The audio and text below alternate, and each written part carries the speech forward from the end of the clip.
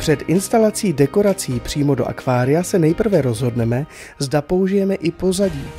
Pokud se pro tuto možnost rozhodneme, tak máme na výběr z možností klasického tapetového pozadí, 3D pozadí nebo světelné pozadí. Tapety se zpravidla používají jednobarevné, abychom docílili čistého vzhledu. Jednoduše tapetu přilepíme z vnější strany akvária a máme hotovo. Další možností je 3D pozadí, které se instaluje přímo do akvária. Podle velikosti akvária se odvíjí 3D efekt, který dodává akváriu hloubku. Na pozadí naneseme akvarijní silikon, pozadí přitiskneme ke sklu a před napuštěním vody počkáme alespoň 24 hodin. Poměrně novým trendem jsou světelné pozadí.